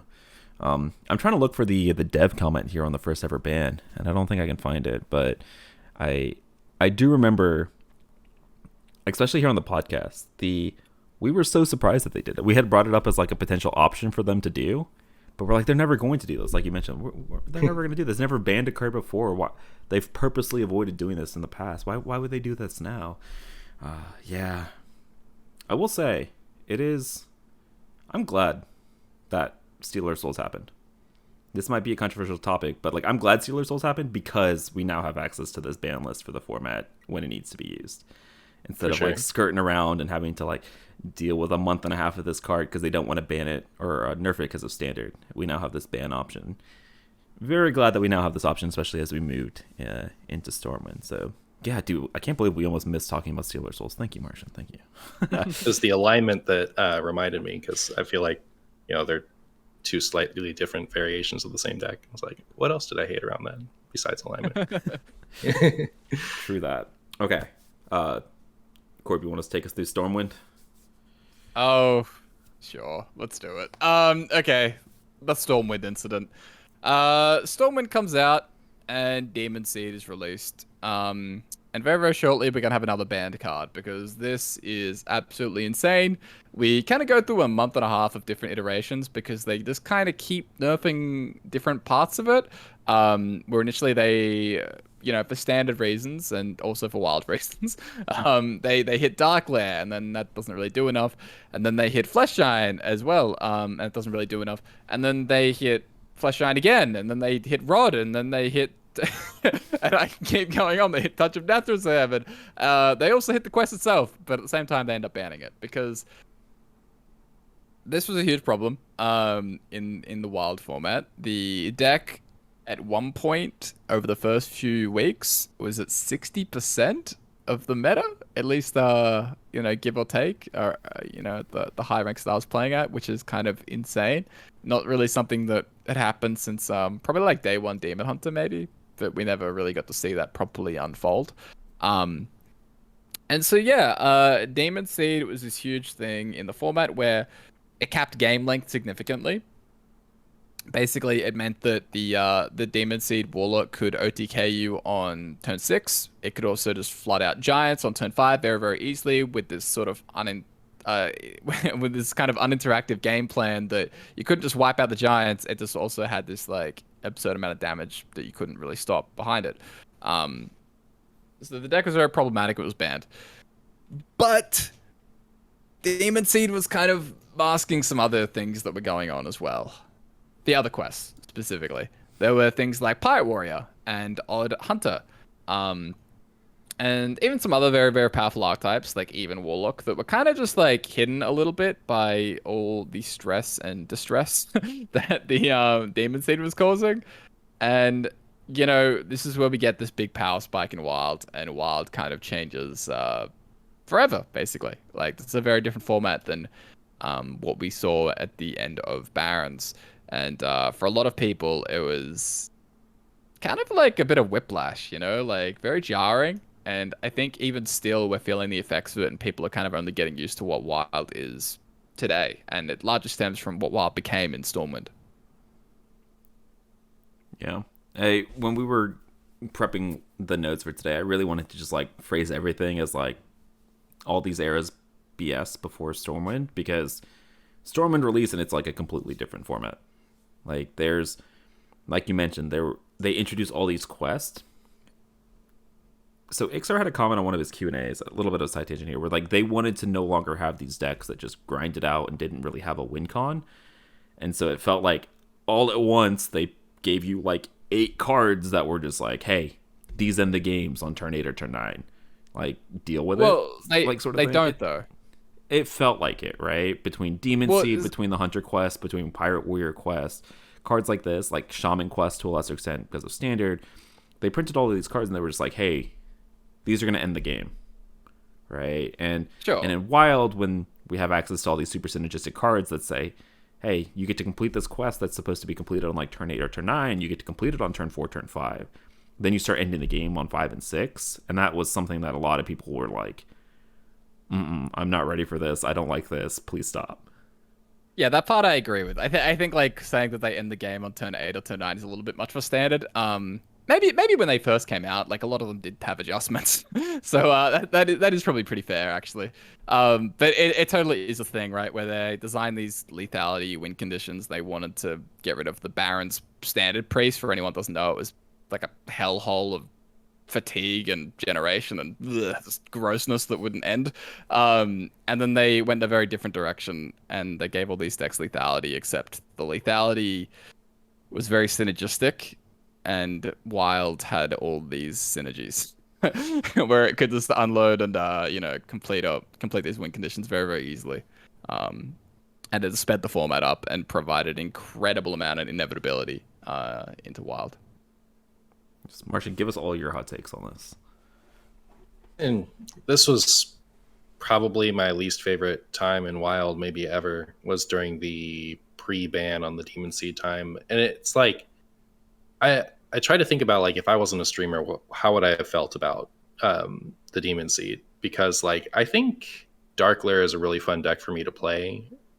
And if I'm just going to, like, play Hearthstone until I get kind of sick of it and then go do something else, I might have, like, looked at Demon Seed a bit more favorably. But my options were, like, zero. You could play Demon Seed and you could play, like, 3 or 4 other things that could kind of compete at those low turns, and those were your options. You couldn't play your, like, janky thing and, you know, to a 40% win rate or whatever you wanted to do, because you would lose every game against a meta deck because everything was so fast. So I definitely didn't like that time in Wild. I was very happy to see the Demon Seed ban. The time period after that was a step up for me. It was like my options were more, but it was also like the difference between the tier 1 and the tier 3 decks was really large, and tier 2 just kind of wasn't there. Or it was like, well, I forget what everyone was saying, like Shadow Priest or something was the tier 2 deck. So yeah, it only got better from Stormwind. Yeah, well, when you're at your absolute lowest, there is nowhere to go. But that is true.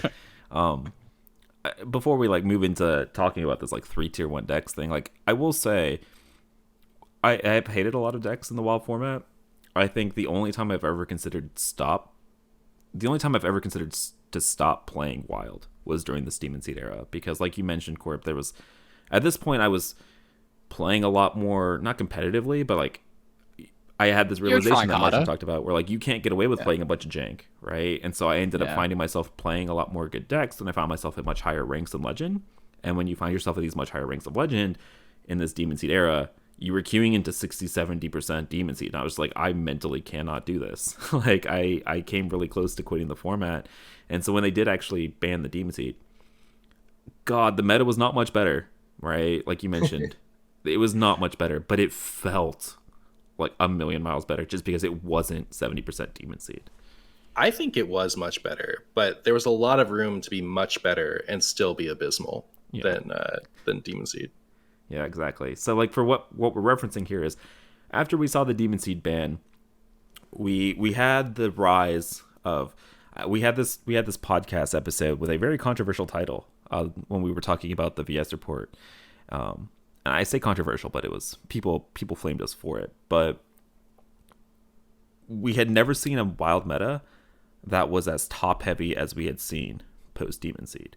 And so we titled this, like, this is the worst it's ever been, right? To try to get people to click on it. And it didn't really work out, but it was literally like we had 3 decks that were tier 1 that were super popular. We had Odd Hunter, we had Pirate Warrior, and we had these even lock variants, right? You had normal even lock and even lock.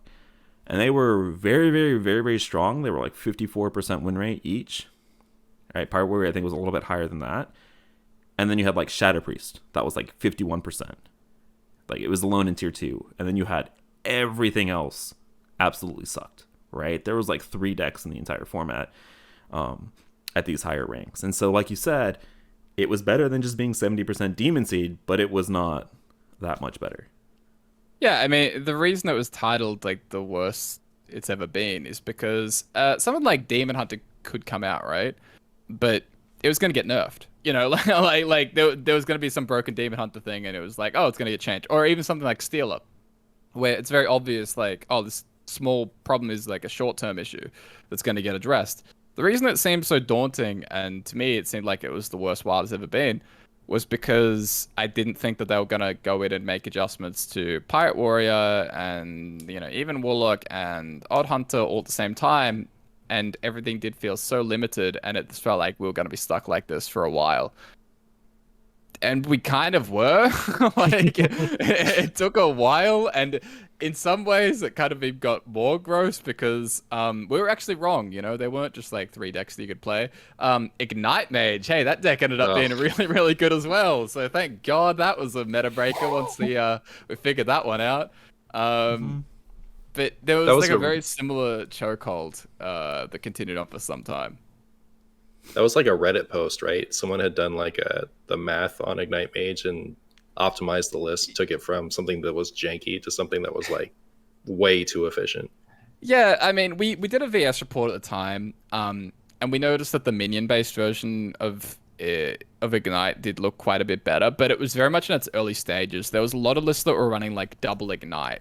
There were lists that were running like Conjure Mana Biscuit, and it just made the combo turn a lot more like iffy. Like, why do we need double Ignite? It doesn't make any sense. Like, it turned out you could just OTK every time, and like you didn't have a dead draw. So then by the time the deck got refined, it wasn't necessarily just a Reddit post. It was just like generally the players getting better. But yeah, by the time that deck got fixed, yeah, I don't want to think about it very much. It was so gross. Yeah, I mean, okay. Honestly, though, this could maybe another controversy. Like, thank goodness for Ignite Mage, because I don't know if they would have stepped in if it was still just like Pirate Warrior, Odd Hunter, or Evenlock, because none of those 3 decks actually, you know, up until this point, the only time they had stepped in was when like there was that really, really gross play pattern, right? They never really stepped into Wild for pure power level reasons, and so like you mentioned, like we weren't sure if they were actually ever gonna change anything balance wise. So when Ignite Mage came in, I know it wasn't until after the next expansion, but like they did step in to make changes, and I don't know if they would have done that though if it was still just like those 3 decks. If that's what I'm trying to say. Well, they did address. They talked about it. It was a play pattern issue for them for Odd Hunter and Ignite Mage. Yeah. Like I think it was partly both, but it was largely a play pattern thing where they talked about they hoped that the nerfing Odd Hunter and Ignite would sort of stop the games being capped as much on like turn 6. Yeah, well, I know that was for the Ignite Mage. I know that was for Ignite Mage, but I wonder, like, would they have stepped in if it was just Odd Hunter at that time? Because, like, I know Odd Hunter had, like, a... Yeah, I don't know. Anyways. Yeah. I see what you're saying. I don't know either. Yeah. It was kind of the combination of the two of them that had that big effect. Yeah. All right, anyways, so we move into the last expansion here of the year, the one that just happened, like, 3 months ago. We're talking about Alterac Valley. And so, with Alterac Valley, hey man, I heard you guys liked and missed old slow shaman decks. So let's give you 7 more shaman tools. And goddamn, don't you guys love free shaman and how interactive and fun it is? Stop. You know, I kind of had I'm outnumbered this week. Stop. I kind of had quest mage syndrome at this point with shaman, because like right up until recently, I was pretty high on shaman. And it's so like formulaic and samey now that inconsistent that like I've lost the love I had for it. I don't despise it like a lot of other people do, but like Corb does. It's not as well. He's not the only one, but it's just not as fun as it was in like Wailing Caverns when it was a lot more underdoggy. Once your jank deck becomes tier 1, it's never as fun though. I've been there. It's never as fun when it becomes tier 1. But that being said, that didn't stop people from innovating, including the one and only MartianBuu. You guys might have heard of him. But he kind of refined and redefined slow druid decks, specifically with Cthulhu Druid, getting that major buff alongside Wildheart Guff. So, I mean, Martian, do you want to talk a little bit about, just slow druid in general and kind of the place that it had in the metagame, and pat yourself on the back a little bit for kind of popularizing this deck? Yes, this was my finest moment. It was a cool deck. I had actually played it right before the expansion came out, and I had been playing like double Yogg-Saron Jade Druid, and wanted to try out the unroutable win condition with Cthulhu instead, and it was I got to Legend with it right before Alterac came out. So, but as much as that says, but it was not nearly as good as it was once you had Guff to unlock the 20 mana crystals, so that you could build your Cthulhu, like play the fourth piece and then go find it in the same turn, so your opponent can never rat out the Cthulhu ever. And yeah, it just it benefited a lot from Odd Hunter specifically, because you had so much armor that the Odd Hunter really couldn't do much. So that matchup was basically free, and then everyone else is trying to rat your win condition can't, because it's not online until way late in the game. Yeah. So between Cthulhu Druid and Free Shaman, we had these two kind of brand new decks on the in the metagame, but it didn't really shake up kind of the top tiers, right? We still had Pirate Warrior, Odd Hunter, Ignite Mage as kind of the big bad of the format, and stuff like Odd Hunter and Ignite Mage being popular kind of made Evenlock a little bit less popular and powerful. And so those were kind of the three defining decks until we eventually, like we've been alluding to, finally got changes to Odd Hunter and Ignite Mage. And reading the dev comments here, yeah, so both of these balance adjustments were aimed at decks with extremely efficient from-hand damage, which put big constraints on the strategies that could find success in Wild. And so by removing power here, the format should open up for a few more viable archetypes to see play, and the Wild format should slow down slightly. And I think it did a really good job at doing exactly that, right? I think it allowed more strategies to see success in the Wild format. And I mean, you're giving me this doubt face. I don't know. I think that the amount of decks that are seeing play post balance patch are significantly more diverse. No, in the speaking strictly in terms of numbers. Yes, but I don't know if that's directly because of the nerfs necessarily, and I also don't know if the format has actually slowed down while allowing more of those decks. So there were a lot of decks that looked very, very strong before the nerfs actually happened, that it just happened to be getting more popular, right? So like Divine, like Inner Fire Priest was already like tier 1. That's just catching on, and I don't think that's necessarily because of like the nerf, right? Or maybe it is. Maybe it's just like making people play it. But either way, it was still very strong. Like it was still like a tier 1 deck. Mechathon Warlock was still tier 1. Linecracker Druid was tier 1. These were like very, very strong decks that that were still around like before the nerfs happened. And like after the nerfs have happened, I do think the players have started playing some of those decks more often. But at the same time, I don't know if it's actually slowed down the format in any real way.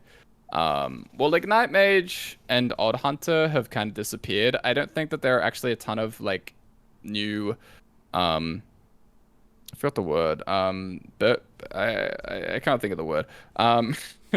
But I don't know if it's really like brought back a lot of the slower archetypes in a meaningful way that people might have expected. I mean, that's fair. Pirate right? Warrior. Like Shadow Priest, Pirate Warrior, Beast Druid, even Warlock, Questline Hunter, Inner Fire Priest. Like, there's not really a ton of stuff here that wasn't already pretty solid, with the exception of, I don't know, with like Caverns Rogue. Like decks like Caverns Rogue are filling like a very similar role. Spell Inner Fire Priest is filling a very similar role as to what these kind of decks did, and I don't think they've really brought back anything that didn't really exist before. I do think that on a competitive level, that is very true. Like, I think that if you want to like climb to the tippy top of Legend, your options are still fast. You have more options, but they're all fast. I do think that like if you don't care about being top 200 and you just want to chill out with your favorite deck, it is dramatically better without Odd Hunter and Ignite Mage. Like, not even close. I can play Raza Priest and sit around like 300 Legend and not tank to 1,000 if I want to now. But so I do think that that's kind of a good change. Like, competitive is competitive, and if you just want to have like kind of a casual experience, that should be available to some degree. And so from that standpoint, I think it's in probably the best spot since Ashes, where like if I really love something, I can play it. I can like lose top 200 Legend and still play it and have a good time. But it's not like you can play LPG and be in top 20. Yeah. I mean, I will say, like, you brought up the point of like all these slow strategies of old that people really love, right? Like the Reno Priest, like the Reno Mage. Those decks aren't back, right? And I don't know if they ever will be back with Stormwind being Stormwind. I I think the fact that there are still other decks that are out there that are capping game length, similar to what Odd Hunter and Ignite Mage did, right? Where I think those two decks capped game length at like turn 6, and Inner Fire Priest does that to a similar extent. Quest Rogue does that to a similar extent. Pillager Rogue does that to a similar extent. I think my thing is that those decks, I think, are at this particular time, I think are worse than those two decks were, right? Mm-hmm. But I also think that they are, the diversity in the field itself has dramatically increased because you remove those two decks from the format. Removing like the turn limit, those decks also were just really, really solid against a lot of other decks in the format, right? And so yeah, I totally agree with that part. Like the format is definitely much more diverse. I just don't know if like the game length has really changed. But again, like Martian said, I'm looking at it from a very competitively focused lens, whereas I might not be thinking as much of like, oh, did the tiered 6 deck suddenly become something that I can actually queue up and it's actually like, like above 40% win rate. Like that kind of thing isn't really like in my wheelhouse, not something I'm going to be thinking about a ton. But I do think the format is much more diverse. Again, though, I'm not even entirely sure like how much to credit the nerfs to Ignite Mage and Odd Hunter for that. Like were things like Inner Fire Priest going to pop up by themselves? Were things like Beast Druid? Maybe I think not. Inner Fire Priest popped up, but I think Inner Fire Priest was absolutely atrocious into those two decks, right? So it wouldn't have popped up in the sense of becoming extremely popular. I guess. I mean, it was already tier 1, but did that matter? Yeah. Like, because how things felt. And I think you might be right that they definitely felt like the format was very oppressed, even if there were these other strong options. But it's hard to say, right? We don't have a time machine going through multiple timelines trying to figure out, like, oh, how would the meta have looked if nothing changed? And I do think, obviously, the changes were very necessary and were great. Like, I'm very happy that we got rid of those archetypes. Yeah. So I kind of want to leave you guys with the question. We're in the present day. We've spent the past hour, 45 minutes, 2 hours talking about the history of wild metas. I mean, let's just take a little bit of time here. Spend a little bit of time on this meta as a whole, though. Do you enjoy where we're at current day? Right? Are there? I know last week we talked a little bit about changes that we might make to make it a little bit better, but I mean specifically targeted to Martian here since you're our guest. Like, are you enjoying where the meta's at right now? Not my preference, but my bar is changed completely. So I am having much more fun playing Wild right now than I've had since Stormwind by a mile. Yeah, I feel like there's a lot of options to play now. My opponents, there's something to be said about the sameness of Questline Hunter and Ignite Mage as opponents. Mm-hmm. So even if other opponents are just as fast and just as good, your opponent, when you're up against Questline Hunter, your opponent is playing a damaging spell and killing your minions off with the hero power every turn, and Ignite Mage is doing literally nothing and then killing you from hand with and you're just like hoping that they brick for way too long. And there was also like the cheating scandal with that too, right? Yeah. A lot of high legend opponents, like not most of people who were playing Ignite Mage were cheating, but a significant amount of like the highest ranked Ignite players were cheating. So if you were trying to like finish really high, oftentimes your opponent was cheating, and it was pretty obvious. So like, I think that those two opponents, even if they're just as they're not any more powerful than our current options, and they're not any faster than our current opponents, something about facing those two is just different than facing anything we are right now. So I think overall pretty happy. Yeah. Corb, I know we've talked about this a little bit, but how about you? I know it's March, but like as a whole, meta wise, how are we feeling? Yeah, I mean, I feel like I don't want to give the wrong message here on the Ignite Mage and Odd Hunter thing, because again, I just want to reinforce I'm very happy with those changes, and I think they did make the format better. It's specifically about game length and that kind of thing that I was just having a little call out on. As for the format right now, it's all right. Like, it's okay. There are a lot of like very high rolly aspects and a couple decks that I really don't like. But for the most part, I think it's pretty good. Again, aside from the whole it's March thing, I don't like playing against Free Shaman. I don't like playing against Oaken Summons Druid, especially now that it's added in a Twig Sphere high roll. I think the Caverns Rogue and Spell in a Fire feel very similar to Ignite Mage and Old Hunter in a lot of ways, and I don't love that those are predominant archetypes. But like you said, Meowth, when you were talking about your as close as you came to quitting. What Martian just raised there with the Ignite cheating scandal in late December and early January, that's about as close as I got to quitting Wild. And I don't really feel that way at all right now. So, I feel a lot better about the format, and I'm looking forward to seeing everything they unveil in the next couple of weeks that has to do with reverts and all that kind of stuff.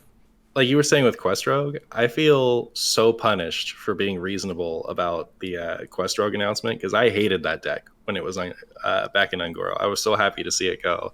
And I was like, it's probably going to be fine. I hope that they will never revert it, because it's either still bad or it's any meta relevant, and I'm going to hate it. And then they reverted it, and I was like, I gave them the benefit of the doubt, and then it was still bad for a year. And I was like, all right, cool. The people who love it got it back. I still don't have to deal with it. I don't think it was worth the risk, but it worked out okay. And then they printed Ram Commander, and now I just hate it. I hate that deck. Yeah. It feels so bad. Yeah. I mean, it's just the same polarizing nonsense, right? Like, especially for you, because I know that you do like a lot of those like slow Druid and Shaman decks, and I know just how much the Caverns Rogue decimates Druid in particular. But yeah, it's kind of funny where we had the Caverns Rogue nerf and then revert, and ended up being so innocent for so long, and then one simple Ram Commander changed everything, and now it's Flow. Flow was bad for a year. Yeah, it's true. Yeah. This takes a little. We didn't play Rune Mithril Rod in Wild decks for a long time until it got nerfed, and then we're like, oh, we got nerfed. How good is it still? Yep. Oh, it's completely busted still. Oh, okay. Yeah, so we have those moments. I mean, Martian, welcome to the land of reasonable content creators, where you try to have a reasonable take, and then you get flamed 6 months later when the card ends up being really busted down the line, when at the time it wasn't. But welcome to the club. Before we look ahead to the future, though, I want to leave off on one little last note here. I think we've kind of touched on what our least favorite metas have been. But if you had to pick, we just talked about all of these different metas in Wild Hearthstone. If you had to pick one, like your favorite, what would it be? I know it's KNC. KNC by a mile. I loved KNC. Every deck was fun for me. Every deck was fun to face. I had tons of fun back then. Maybe not Big Priest, but like I didn't like to play it or play against it, but I didn't hate it.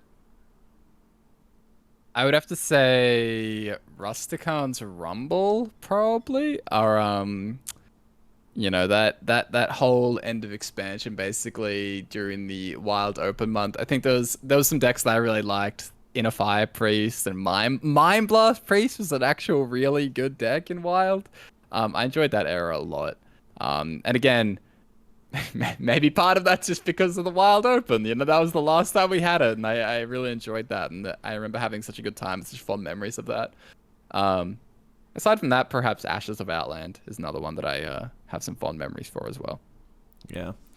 I think I'm going to go all the way back to some of the OG Wild metas, where I think going back to Unguro, where you had like Wild-specific Reno decks, were like the main reason. And you were playing N'Zoth Reno Lock with Lord Jaraxxus. I think one of my favorite decks of all time. I've been a huge fan of like the Handlock, Reno Lock decks for a long time, and I think even though the deck wasn't very good, like it was a ton of fun to play, and this was like the simple times, right? This was before we had Death Knights. This is before we had turn 6 kills. Like it was fun, and it was simple. And I actually enjoyed a lot of the metas previously, right? Like the Ashes of Outland meta. KNC was really fun from like a Warlock player, except for the fact that like Psychic Scream existed, which made me like not really love that format as much as I probably could have. But But yeah, I think I would have to go all the way back to OG Wild.